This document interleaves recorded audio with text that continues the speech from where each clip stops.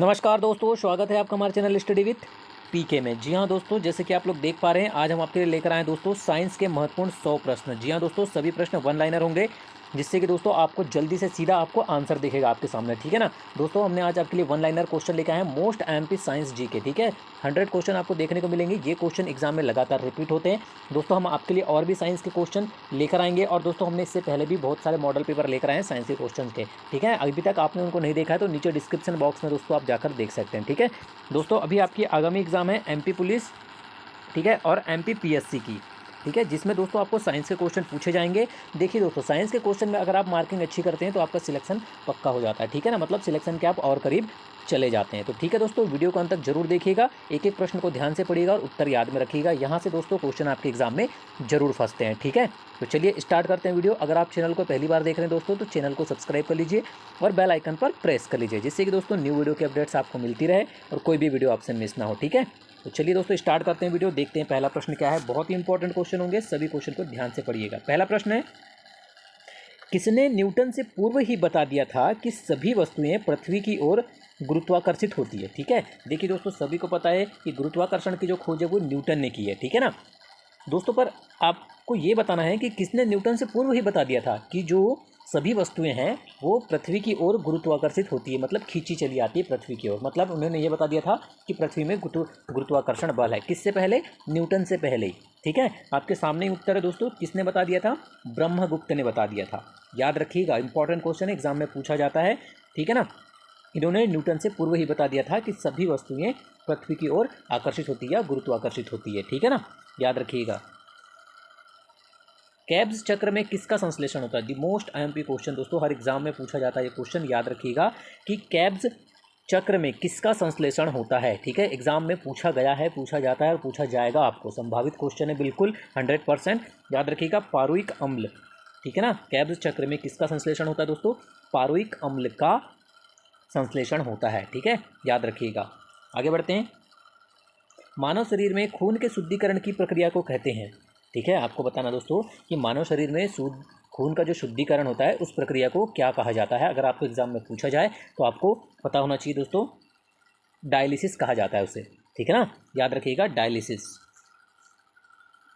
आगे बढ़ते हैं।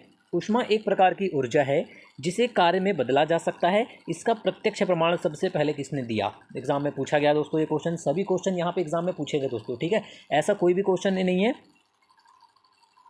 कि जो एग्जाम के बाहर का हो। ठीक है ना, सभी क्वेश्चन एग्जाम में पूछे गए हैं, तो सीधी सी बात है दोस्तों, आपके क्वेश्चन के लिए ये संभावित क्वेश्चन है, मतलब आपको पूछे ही जाएंगे। तो दोस्तों किसने किया था सबसे पहले? यह प्रत्यक्ष प्रमाण किसने दिया था? रदरफोर्ड ने। ठीक है, कि ऊष्मा एक प्रकार की ऊर्जा है जिसे कार्य में बदला जा सकता है। ठीक है, और यह प्रत्यक्ष प्रमाण देने वाले सबसे पहले व्यक्ति थे रदरफोर्ड। ठीक है ना, याद रखिएगा। हल्दी के पौधे का खाने योग्य हिस्सा कौन सा है? ये भी क्वेश्चन एग्जाम में रिपीट हुआ दोस्तों लगातार। हल्दी का जो खाने योग्य हिस्सा होता है दोस्तों वो होता है प्रकंद। ठीक है ना, याद रखिएगा, प्रकंद होता है खाने योग्य हिस्सा हल्दी का। आगे बढ़ते हैं। किस पेड़ को अपनी वृद्धि के लिए सर्वाधिक मात्रा में जल की आवश्यकता होती है? आपको उस पेड़ का नाम बताना है दोस्तों। ठीक है, यहाँ पर आपको उस पेड़ का नाम पता चलेगा जिसे अपनी वृद्धि के लिए सर्वाधिक मात्रा में जल की आवश्यकता होती है। वो पेड़ है दोस्तों यूकेलिप्टस। आपने देखा ही होगा यूकेलिप्टस के पेड़ को। ठीक है ना, उसे अपनी वृद्धि के लिए सबसे ज़्यादा जल की आवश्यकता होती है। ठीक है, एग्जाम में अगर पूछा जाए तो आपको याद होना चाहिए यूकेलिप्टस। आगे बढ़ते हैं दोस्तों, बहुत ही इंपॉर्टेंट क्वेश्चन होंगे सभी क्वेश्चन। एक भी क्वेश्चन आपको ऐसा नहीं लगेगा कि जो एग्जाम में ना आ सके। ठीक है, धान का प्रसिद्ध रोग खैरा रोग किसके कारण होता है? ठीक है, धान का जो प्रसिद्ध रोग है दोस्तों खैरा रोग, आपको एग्जाम में पूछा भी जाता है कि खैरा रोग किस फसल से संबंधित है। ठीक है, तो आपको याद रखना है कि जो खैरा रोग है वो धान से संबंधित है। ठीक है, अब आपको यहाँ पूछा गया है कि धान का प्रसिद्ध रोग जो खैरा रोग है वो किसके कारण होता है? तो वो होता है दोस्तों जस्ता की कमी से। ठीक है, जस्ता की कमी के कारण धान में जो है वो खैरा रोग होता है। ठीक है ना, आगे बढ़ते हैं। पेप्सिन बदल देता है, आपको बताना दोस्तों कि जो पेप्सिन होता है वो किसको किस में बदल देता है। तो दोस्तों याद रखिएगा, प्रोटीन को पॉलीपेप्टाइड में बदल देता है पेप्सिन। ये क्वेश्चन पता नहीं दोस्तों कितने बार आ चुका है एग्जाम में। ठीक है ना, आगे बढ़ते हैं।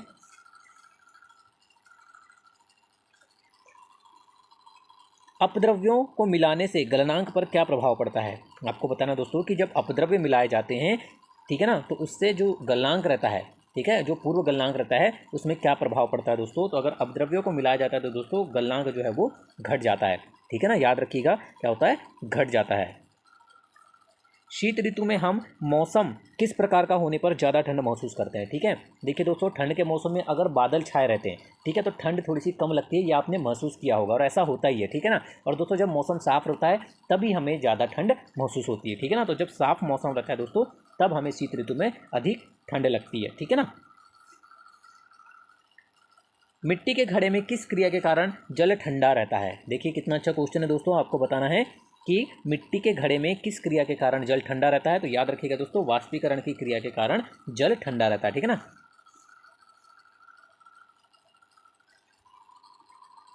नेक्स्ट क्वेश्चन है, पेट्रोल से लगने वाली आग किस प्रकार के अग्निशामक का प्रयोग किया जाता है, ठीक है। पेट्रोल से जो आग लगती है दोस्तों उसको बुझाने के लिए किस प्रकार के अग्निशामक का यूज़ किया जाता है, झाग वाला, ठीक है ना। याद रखिएगा, जो झाग वाला अग्निशामक यंत्र रहता है, ठीक है ना, अग्निशामक रहता है, उसका प्रयोग किया जाता है आग को बुझाने के लिए, पेट्रोल से लगी वाली आग को, ठीक है ना, याद रखिएगा। सूर्य की किरणों की तीव्रता को मापने वाले उपकरण को क्या कहते हैं, ठीक है। सूर्य की किरणों की तीव्रता को मापने वाले उपकरण को दोस्तों एक्टियोमीटर कहा जाता है, एग्जाम में पूछा जाता है, याद रखिएगा एक्टियोमीटर का नाम।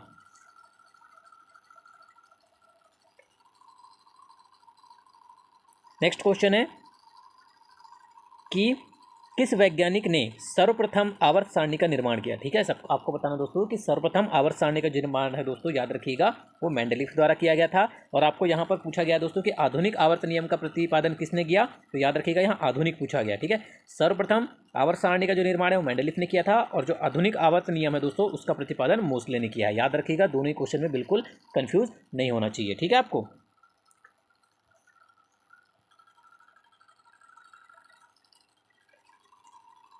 नेक्स्ट क्वेश्चन है, मैग्नीशियम धातु का निष्कर्षण मुख्यतः किस अयस्क से किया जाता है। आपको बताना दोस्तों कि मैग्नीशियम धातु का जो निष्कर्षण है वो किस अयस्क से किया जाता है। याद रखिएगा, एग्जाम में पूछा जाता है क्वेश्चन, तो आपको आंसर लगा के आना है कार्नोलाइट में, ठीक है ना। याद रखिएगा, कार्नोलाइट के द्वारा मैग्नीशियम धातु का निष्कर्षण किया जाता है, ठीक है ना, याद रखिएगा नाम। ब्लीचिंग पाउडर किसे गुजार कर तैयार किया जाता है, ठीक है। तो दोस्तों ब्लीचिंग पाउडर है वो बूझे चूने पर क्लोरीन से डालकर किया जाता है, ठीक है ना, याद रखिएगा, तैयार किया जाता है। पृथ्वी के गर्भ में दूसरा सबसे ज़्यादा पाया जाने वाला धातु कौन सा है, ठीक है। आपको बताना दोस्तों कि पृथ्वी के गर्भ में यहाँ दूसरा पूछा है, दूसरा सबसे ज़्यादा पाया जाने वाला धातु कौन सा दोस्तों, लौह धातु, ठीक है ना, याद रखिएगा, लौह धातु है जो वो दूसरा सबसे अधिक पाया जाने वाला धातु है। आगे बढ़ते हैं। नेक्स्ट क्वेश्चन है दोस्तों, दूरबीन का आविष्कार किसने किया था, ठीक है। आपको बताना दोस्तों दूरबीन का आविष्कार किसने किया था। आप सभी को पता है दोस्तों, आविष्कार और आविष्कारक के नाम एग्जाम में पूछे जाते हैं साइंस के अंदर, ठीक है। तो आपको जिसमें से ये क्वेश्चन दोस्तों बार बार पूछा जाता है कि दूरबीन का आविष्कार किसने किया है, तो याद रखिएगा गैलीलियो द्वारा किया गया है, ठीक है ना। निम्न में से किसका उपयोग ऊंचाई मापने के लिए किया जाता है। सीधा आपको ऑप्शन दिए रहते हैं दोस्तों एग्जाम में, इसलिए यहाँ पर निम्न में से बोला गया है, आपको सीधा हम यहाँ वन लाइनर बता रहे हैं। तो दोस्तों आपको बताना है कि किसका उपयोग जो है ऊंचाई मापने के लिए किया जाता है, अल्टीमीटर का, ठीक है ना, याद रखिएगा। आगे बढ़ते हैं। निम्न में से कौन सी धातु बिजली की सबसे अधिक सुचालक होती है। मोस्ट टाइम के क्वेश्चन एग्जाम में बहुत बार पूछा जाता है दोस्तों कि बिजली की सर्वाधिक, ठीक है, बिजली की सबसे अधिक कुचालक धातु कौन सी है। तो याद रखिएगा सिल्वर, ठीक है, चांदी जो है वो सबसे ज़्यादा सुचालक होती है, ठीक है ना। सूर्य में होता है, ठीक है, सूर्य में देखिए दोस्तों हाइड्रोजन भी होता है और हीलियम भी होता है, याद रखिएगा, एग्जाम में पूछा जाएगा आपको। तो सूर्य में हाइड्रोजन और हीलियम दोनों उपस्थित होते हैं, ठीक है। लाल चींटियों में कौन सा अम्ल पाया जाता है। याद रखिएगा दोस्तों, अगर एग्जाम में पूछा जाए कि लाल चींटियों में कौन सा अम्ल पाया जाता है, तो याद रखिएगा फार्मिक अम्ल पाया जाता है, ठीक है ना, याद रखिएगा फार्मिक अम्ल पाया जाता है। और दोस्तों ठीक है, और फार्मिक अम्ल के जो असर है दोस्तों उसको बेअसर करने के लिए उसमें बेकिंग सोडा, ठीक है ना, अगर चींटी काटती है तो हमारे त्वचा में जो है दोस्तों वो फार्मिक एसिड प्रवेश कर जाता है, तो दोस्तों उसके असर को बेअसर करने के लिए उसमें बेकिंग सोडा लगाया जाता है, ठीक है ना, जिससे उसका असर बेअसर हो जाता है, ठीक है। आगे बढ़ते हैं। निम्नलिखित में से एक कौन सा रूपांतरित तना है, ठीक है दोस्तों, आलू जो है वो एक रूपांतरित तने का उदाहरण है। याद रखिएगा, एग्जाम में आपको 4 ऑप्शन दिए रहेंगे, आपको पूछा जाता है कि निम्नलिखित में से कौन सा एक रूपांतरित तना है, तो दोस्तों याद रखिएगा रूपांतरित तने का जो उदाहरण है वो आलू है, ठीक है ना। आगे बढ़ते हैं।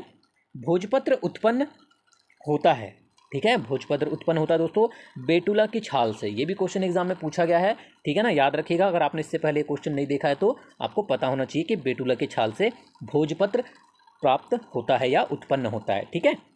आगे बढ़ते हैं। क्षोभमंडल शब्द किस वैज्ञानिक ने सबसे पहले प्रयोग किया था? देखिए कितना इंपॉर्टेंट क्वेश्चन है। आपको बताना है दोस्तों कि क्षोभमंडल शब्द का जो प्रयोग है वो किस वैज्ञानिक ने सबसे पहले किया था? दोस्तों तीसरा द बोर है, ठीक है ना, तीसरा लिखा गया है, तीसरा द बोर, ठीक है ना, याद रखिएगा, तीसरा द बोर। आगे बढ़ते हैं। पृथ्वी से वापस होने वाले सौर विकिरण को क्या कहते हैं? ठीक है, पृथ्वी से वापस होने वाले सौर विकिरण को क्या कहा जाता है दोस्तों? एग्जाम में पूछा जाता है ये क्वेश्चन, तो पार्थिक विकिरण आपको याद रखना है, ठीक है ना, याद रखिएगा, पार्थिक विकिरण कहा जाता है, ठीक है। चलिए आगे बढ़ते हैं। सूर्य ताप पृथ्वी पर किस प्रकार के तरंगों के रूप में पहुंचता है? ठीक है, देखिए दोस्तों, सूर्य का जो प्रकाश है या सूर्य की किरण या सूर्य की जो ऊष्मा है वो पृथ्वी पर विकिरण के द्वारा पहुंचती है। और दोस्तों जो उसकी तरंग है, आपको यहाँ पूछा गया है कि किन तरंगों के रूप में पहुंचता है, तो दोस्तों ये लघु तरंग के रूप में पहुंचता है, ठीक है ना। किस प्रक्रिया द्वारा पहुंचता है पूछा जाएगा आपको, तो आपका आंसर होगा विकिरण। और यहाँ पूछा गया है कि सूर्य ताप पृथ्वी पर किस प्रकार की तरंगों के रूप में पहुंचता है, तो दोस्तों ये लघु तरंगों के रूप में पहुंचता है, ठीक है ना, याद रखिएगा। द्वीपों की संख्या सर्वाधिक कहाँ पर है? ठीक है, आपको बताना है दोस्तों कि द्वीपों की संख्या जो है वो सर्वाधिक किस महासागर में है, तो आपका आंसर होगा दोस्तों प्रशांत महासागर। आपको ऑप्शन दिए रहेंगे 4, आपको सीधा आंसर लगाना है, प्रशांत महासागर में द्वीपों की संख्या सर्वाधिक है, ठीक है। आगे बढ़ते हैं। जब सूर्य, चंद्रमा एवं पृथ्वी लगभग एक ही सरल रेखा में स्थित होते हैं तब उस स्थिति को क्या कहा जाता है? दी मोस्ट IMP क्वेश्चन दोस्तों साइंस में जो पूछा जाता है, ठीक है, लगभग हर एग्जाम में आपको ये पेपर उठा के देख लीजिए, क्वेश्चन देखने को मिलेगा कि जब सूर्य, चंद्रमा और पृथ्वी तीनों एक ही सरल रेखा में होते हैं दोस्तों, तब उस स्थिति को कहा जाता है दैनिक ज्वार। याद रखिएगा, द मोस्ट IMP क्वेश्चन है, दैनिक ज्वार कहा जाता है उस स्थिति को, ठीक है। सर्वाधिक लवणता वाला सागर कौन सा है? ठीक है, वॉन लेक याद रखिएगा दोस्तों, सर्वाधिक लवणता वाला सागर है, ठीक है ना, याद रखिएगा वॉन लेक। किस प्रकार की मृदा का निर्माण रेगिस्तानी या उप रेगिस्तानी जलवायु दशाओं के अंतर्गत होता है? ठीक है, तो दोस्तों किस प्रकार की मृदा का होता है? एरिडोसॉल का, ठीक है ना, एरिडोसॉल जो है इस मृदा का जो निर्माण है दोस्तों वो रेगिस्तानी या उप रेगिस्तानी जलवायु के अंतर्गत होता है, ठीक है ना, याद रखिएगा। आगे बढ़ते हैं। जल में पनपने वाले पौधे क्या कहलाते हैं दोस्तों? कई बार एग्जाम में पूछा जाता है। जल में पनपने वाले या जल में पाए जाने वाले जो पौधे हैं दोस्तों उन्हें हाइड्रोफाइट्स कहा जाता है, ठीक है ना, याद रखिएगा, हाइड्रोफाइट्स कहलाते हैं जल में पनपने वाले पौधे या जल में उगने वाले पौधे या जल में पाए जाने वाले पौधे, ठीक है। मालाबार क्षेत्र में किस प्रकार की वनस्पति मिलती है? ठीक है, या किस प्रकार के वन मिलते हैं दोस्तों? तो मालाबार क्षेत्र में आपको वर्षा वन मिलेंगे, ठीक है ना, याद रखिएगा, वर्षा वन। एक्सरे का आविष्कार किसने किया? ये भी क्वेश्चन इंपॉर्टेंट है, सभी को इसका आंसर पता है दोस्तों, क्योंकि एग्जाम में हर बार पूछा जाता है क्वेश्चन। रॉन्टजन, सभी को आंसर पता है इसका, याद रखिएगा, ठीक है। प्याज लहसुन में गंध किस तत्व की उपस्थिति के कारण होती है? ठीक है, देखिए दोस्तों, प्याज से भी गंध आती है और लहसुन से भी गंध आती है एक, ठीक है, सभी को पता है। तो दोस्तों ये जो गंध है वो उसमें उपस्थित पोटेशियम के कारण होती है, ठीक है ना, याद रखिएगा, उपस्थित जो पोटेशियम रहता है उसके कारण उनकी गंध आती है। आलू, आगे बढ़ते हैं दोस्तों। आलू किस कुल से संबंधित है? द मोस्ट IMP क्वेश्चन, ठीक है, आलू किस कुल से संबंधित है दोस्तों? याद रखिएगा, सोलेनेसी कुल से संबंधित है आलू, ठीक है, सोलेनेसी। दालचीनी पेड़ किस भाग से प्राप्त किया जाता है? ठीक है, दालचीनी पेड़ के किस भाग से प्रयोग किया मतलब प्राप्त किया जाता है दोस्तों? सभी को पता है, दालचीनी आपने देखा ही होगा, ये एक प्रकार की छाल होती है, ठीक है, पेड़ की छाल से प्राप्त किया जाता है। तारपीन का तेल किससे प्राप्त होता है? ठीक है, ये भी क्वेश्चन एग्जाम में पूछा जाता है दोस्तों अक्सर कि तारपीन का तेल किससे प्राप्त होता है? ताड़ के वृक्ष से। तारपीन का तेल जो है दोस्तों वो ताड़ के वृक्ष से प्राप्त होता है, याद रखिएगा। सदी के प्रारंभ में हवाई जहाज का आविष्कार किसने किया था? ठीक है, आपको बताना दोस्तों कि सबसे पहले हवाई जहाज का जो आविष्कार है वो किसके द्वारा किया गया था? राइट ब्रदर्स के द्वारा, ठीक है, एग्जाम में ये क्वेश्चन पूछा जाता है तो आपको पता होना चाहिए, राइट ब्रदर्स के द्वारा सर्वप्रथम हवाई जहाज का आविष्कार किया गया था, ठीक है। दक्षिणी गोलार्ध में स्थित सबसे बड़ा कोयला क्षेत्र निम्न में से कौन सा है? ठीक है, अगर एग्जाम में पूछा जाए दोस्तों कि दक्षिणी गोलार्ध में स्थित सबसे बड़ा कोयला क्षेत्र कौन सा है, तो आपको आंसर टिक लगाना है दोस्तों न्यू कैसल पर, ठीक है ना, किस पर? न्यू कैसल पर आपको टिक लगा के आना है, याद रखिएगा। चलिए आगे बढ़ते हैं। किस प्रकार की जलवायु में पॉडजोल का निर्माण होता है? ठीक है, आपको बताना है दोस्तों कि किस प्रकार की जलवायु में पॉडजोल का निर्माण होता है। ठीक है, तो दोस्तों ये होता है भूमध्य सागरीय जलवायु में पॉडजोल का निर्माण होता है। ठीक है ना, याद रखिएगा। पेट में भोजन को पचाने के लिए निम्नलिखित में से किसकी खास आवश्यकता होती है?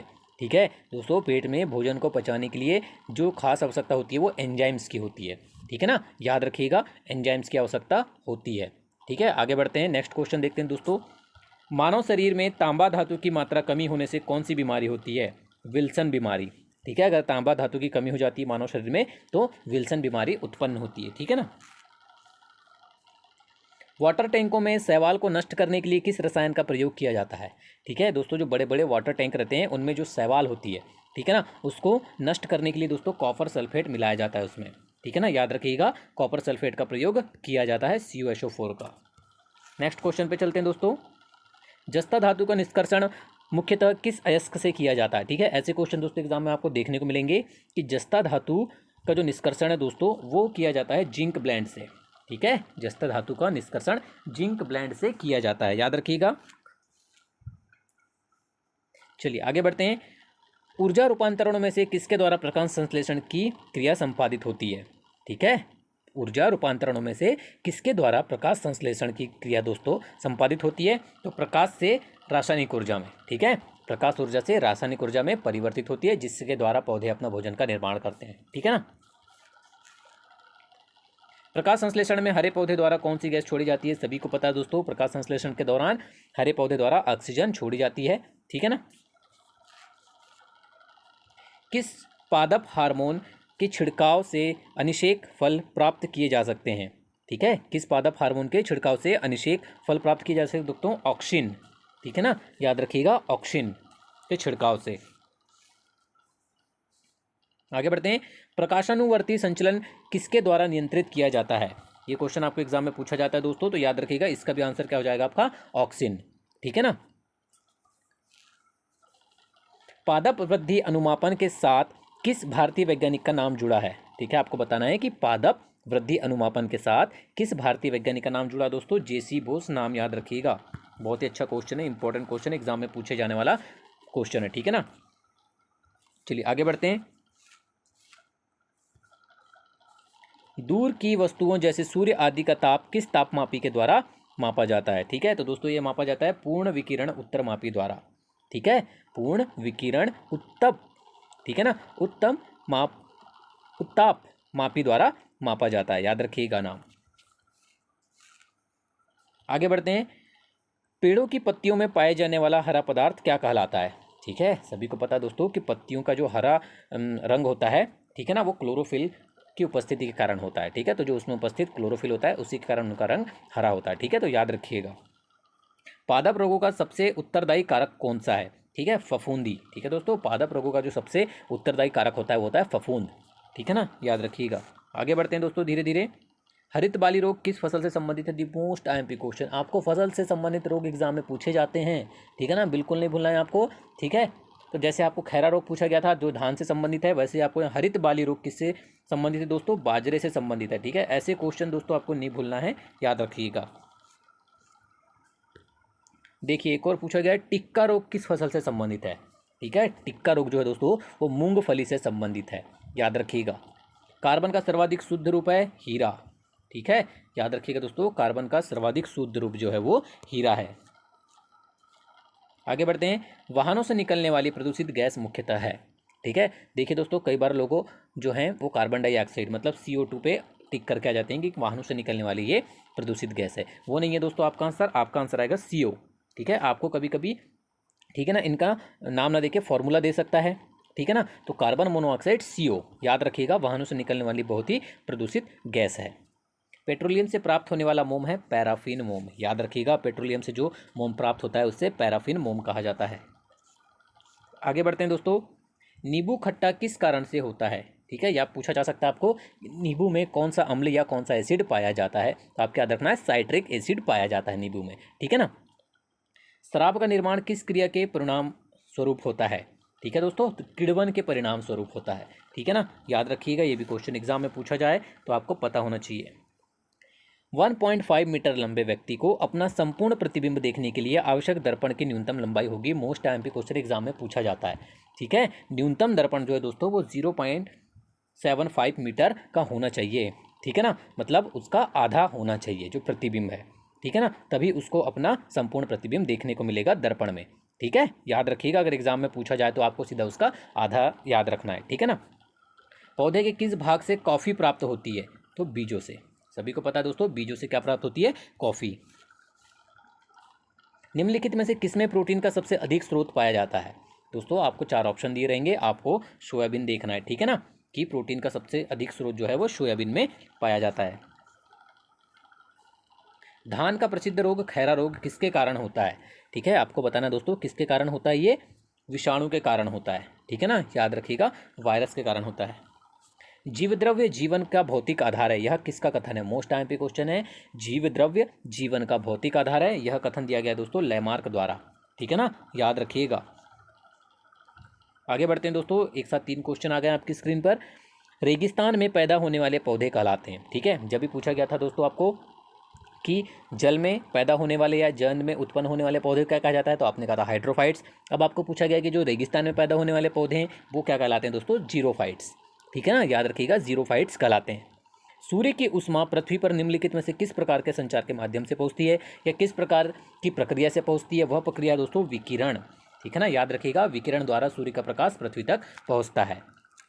माइक्रोफोन का आविष्कार किसने किया था या माइक्रोफोन के आविष्कारक कौन माने जाते हैं दोस्तों? Graham Bell. याद रखिएगा, ग्राहम बेल को माइक्रोफोन का आविष्कारक माना जाता है। मैनोमीटर द्वारा किसकी माप की जाती है? ठीक है, तो गैसों के दाब का मापन किया जाता है दोस्तों मैनोमीटर की सहायता से। ठीक है ना, याद रखिएगा। निम्नलिखित में से शुद्ध तत्व कौन सा है? ठीक है, आपको 4 ऑप्शन दिए जाएंगे दोस्तों, आपको याद रखना है कि शुद्ध तत्व जो है वो इसके अंतर्गत सोडियम भी आता है। ठीक है ना। ब्लैक बॉडी किसकी विकिरण को अवशोषित कर सकती है? ठीक है, आपको बताना है दोस्तों कि ब्लैक बॉडी किसकी विकिरण को अवशोषित कर सकती है? केवल उच्च तरंग दैर्ध्य की विकिरणों को अवशोषित कर सकती है। ठीक है ना, केवल उच्च तरंग दैर्ध्य को। याद रखिएगा। हाइड्रोजन का अवशोषण करने वाली धातु कौन सी है? ठीक है, हाइड्रोजन का अवशोषण करने वाली अगर धातु पूछा जाए दोस्तों आपको, तो याद रखिएगा पैलेडियम। ठीक है ना, एग्जाम में पूछा जाता है तो आपको आंसर पता होना चाहिए। क्यूरी निम्नलिखित में से किसके इकाई का नाम है? ठीक है, आपको बताना है कि क्यूरी किसके मापन की इकाई है दोस्तों, अगर एग्जाम में पूछा जाता है, नहीं पूछा ही जाता है। ठीक है ना, तो रेडियो एक्टिव धर्मिता की इकाई है क्यूरी। ठीक है ना, आपको यूनिट से रिलेटेड क्वेश्चन पूछे जाते हैं, इकाई पूछी जाती है कि इसकी मापन इकाई क्या है, तो आपको पता होना चाहिए। वायु में थोड़ी देर रखने पर किसी धातु के ऊपर हरे रंग का बेसिक कार्बोनेट की परत जम जाती है, वह धातु कौन सी है? ठीक है, तो वो धातु है दोस्तों ताम्र या तांबा या कॉपर। ठीक है ना, याद रखिएगा, जिसमें थोड़ी देर वायु में अगर उसको रख दिया जाता है तो उसके ऊपर हरी परत चढ़ जाती है। ठीक है ना, और किसकी होती है दोस्तों? वो बेसिक कार्बोनेट की होती है। आगे बढ़ते हैं। तारे अपनी ऊर्जा किस प्रकार प्राप्त करते हैं? ठीक है, तो नाभिकीय संयोजन के फलस्वरूप। तारे जो होते हैं दोस्तों वो अपनी ऊर्जा नाभिकीय संलयन के फलस्वरूप प्राप्त करते हैं। ठीक है ना। लोहे पर जंग लगना किसका उदाहरण है? मोस्ट आईएमपी क्वेश्चन दोस्तों, मोस्ट आईएमपी क्वेश्चन है। लोहे पर जंग लगना ऑक्सीकरण का उदाहरण है। ठीक है ना, याद रखिएगा, ऑक्सीकरण के उदाहरण के अंतर्गत आता है ये। आगे बढ़ते हैं धीरे धीरे। निम्न में से कौन सी गैस वायु से हल्की है? आपको एग्जाम में पूछा जाता है दोस्तों कि कौन सी गैस वायु से हल्की है, तो याद रखिएगा अमोनिया। ठीक है ना। नेक्स्ट क्वेश्चन है, मनुष्य के जीवन काल में कितने दांत 2 बार विकसित होते हैं? ठीक है, आपको पता होना चाहिए दोस्तों कि वे कौन से दांत हैं जो मनुष्य के जीवन काल में 2 बार विकसित होते हैं। कितने दांत? तो दोस्तों 20 दांत होते हैं। ठीक है ना, मनुष्य के जीवन काल में 2 बार विकसित होते हैं 20 दांत। चलिए आगे बढ़ते हैं। मानव शरीर में पाचन का अधिकांश भाग किस अंग में संपन्न होता है? बहुत ही अच्छा क्वेश्चन है, एग्जाम में पूछा जाता है। याद रखिएगा कि मानव शरीर में पाचन का जो अधिकांश भाग है दोस्तों वो छोटी आंत में संपन्न होता है। ठीक है ना, याद रखिएगा। मनुष्य में पाचन की क्रिया कहाँ से प्रारंभ हो जाती है दोस्तों? हमारे मुख से ही पाचन की क्रिया जो है दोस्तों प्रारंभ हो जाती है। याद रखिएगा। ठीक है, और अधिकांश भाग कहाँ पर मतलब अधिकांश भाग का जो पाचन का जो अधिकांश भाग है वो किस अंग में संपन्न होता है? तो छोटी आंत में। याद रखिएगा। सर्वप्रथम रक्त परिसंचरण का तंत्र का अध्ययन किसने किया था? ठीक है, सर्वप्रथम रक्त परिसंचरण तंत्र का अध्ययन किया गया था हार्वे के द्वारा, विलियम हार्वे के द्वारा। ठीक है ना, याद रखिएगा, एग्जाम में पूछा जाता है क्वेश्चन। तो पेसमेकर का संबंध किससे है? तो हृदय से है। ठीक है, पेसमेकर का जो उपयोग करते हैं दोस्तों वो हृदय की धड़कन को मापने के लिए किया जाता है। पेसमेकर का कार्य दिल की धड़कन प्रारंभ करना। ठीक है, पेसमेकर का जो काम है दोस्तों वो दिल की धड़कन का मतलब वो जो है पता लगाना, इसका काम होता है। ठीक है ना। गति प्रेरक किससे संबंधित है? ठीक है, गति प्रेरक किससे संबंधित है? वही दोस्तों ये पेसमेकर ही, तो हृदय से संबंधित है। 2-3 बार हो गया वही क्वेश्चन। किनकी भित्तियों पर रक्त द्वारा डाले गए दबाव को रक्तदाब कहते हैं? ठीक है, तो दोस्तों धमनी। ठीक है, धमनी पर रक्त द्वारा, ठीक है, धमनी पर रक्त द्वारा डाले गए दबाव को ही रक्तदाब कहते हैं। याद रखिएगा, एग्जाम में अगर पूछा जाता है तो। सोते समय रक्तदाब में क्या परिवर्तन होता है दोस्तों? जब हम सोते हैं तो हमारा जो रक्तदाब है दोस्तों वो घट जाता है। ठीक है ना, याद रखिएगा। आगे बढ़ते हैं। मानव रुधिर का पीएच है, ठीक है, आपको पूछा जाता है कि मानव रक्त का, ठीक है, पीएच मान कितना होता है? तो आपको याद रखना है दोस्तों, मानव रक्त का जो पीएच मान है वो 7.4 होता है। ठीक है ना। मानव रक्त प्लाज्मा में प्रायः पानी की प्रतिशत मात्रा में कितनी भिन्नता होती है? ठीक है, आपको पूछा गया है कि मानव रक्त प्लाज्मा में प्रायः पानी की प्रतिशत मात्रा में कितनी भिन्नता होती है दोस्तों? तो 80% होती है। ठीक है ना, याद रखिएगा, 80% होती है भिन्नता। रक्त में पाई जाने वाली धातु है, सभी को पता है दोस्तों कि हमारे जो ब्लड होता है उसमें आयरन पाया जाता है। ठीक है ना, लोहा धातु पाई जाती है। ताप युग्मी तापमापी किस सिद्धांत पर आधारित है? बहुत अच्छा क्वेश्चन है दोस्तों, एग्जाम में पूछा जाता है। ताप युग्म तापमापी, ठीक है ना दोस्तों, सीबेक के प्रभाव पर आधारित है। याद रखिएगा, सीबेक के प्रभाव पर आधारित है। अगर आपको एग्जाम में पूछा जाए तो आपको याद रखना है। ठीक है ना, सीबेक के प्रभाव पर। रक्त का शुद्धिकरण कहाँ होता है? ठीक है, तो दोस्तों रक्त का जो शुद्धिकरण है वो किडनी में होता है। ठीक है। अधिकतम पोषक तत्व रक्त में कहाँ से अवशोषित किए जाते हैं? तो दोस्तों हमारे शरीर का जो अधिकांश भाग है, पाचन की क्रिया पाचन की क्रिया का जो अधिकांश भाग है दोस्तों वो छोटी आंत में संपन्न होता है, और अधिकतम पोषक तत्व रक्त में हमें छोटी आंत से ही प्राप्त होते हैं। याद रखिएगा एग्जाम में। लार में कौन सा एंजाइम पाया जाता है? ठीक है, लार में कौन सा एंजाइम पाया जाता है दोस्तों? टाइलिन पाया जाता है। याद रखिएगा। पेट में भोजन को पचाने के लिए किस की खास आवश्यकता होती है? तो दोस्तों ये क्वेश्चन शायद पहले भी आ गया है। एंजाइम की आवश्यकता होती है खास पेट में भोजन को पचाने के लिए। लार किसके पाचन में सहायक होती है? स्टार्च। ठीक है, याद रखिएगा, लार किसके पाचन में सहायक होती है? स्टार्च के। आगे बढ़ते हैं दोस्तों धीरे धीरे। मानव के आमाशय में अम्ल एक्स उत्पन्न होता है जो भोजन के पाचन में सहायता करता है। आपको बताना दोस्तों कि यहाँ पर एक्स क्या है। ठीक है दोस्तों, मानव के आमाशय में हाइड्रोक्लोरिक अम्ल HCl हाइड्रोक्लोरिक अम्ल उत्पन्न होता है जो भोजन को पचाने में सहायता करता है। याद रखिएगा, एग्जाम में पूछा जाता है। ठीक है। सूर्य की ऊष्मा पृथ्वी पर किस प्रकार के माध्यम से पहुंचती है? दोस्तों सभी को पता है, विकिरण के माध्यम से पहुंचती है। ये क्वेश्चन भी लगता है रिपीट हो गया है। आगे बढ़ते हैं। किस एक पर आधुनिक आवर्त सारणी आधारित है? ठीक है, आपको 4 ऑप्शन दिए रहेंगे दोस्तों, तो आपको बताना है कि किस पर आधुनिक आवर्त सारणी आधारित है दोस्तों। तो परमाणु संख्या पर। याद रखिएगा। ठीक है, आपका आंसर हो जाएगा परमाणु संख्या। वीडियो को अंत तक देखने के लिए धन्यवाद दोस्तों। वीडियो पसंद आई हो तो लाइक और शेयर जरूर कीजिएगा। ये थे दोस्तों आज के साइंस के मोस्ट IMP 100 क्वेश्चन। ठीक है, और दोस्तों इसी तरह की वीडियो पाने के लिए हमारे चैनल को सब्सक्राइब जरूर कीजिएगा। धन्यवाद।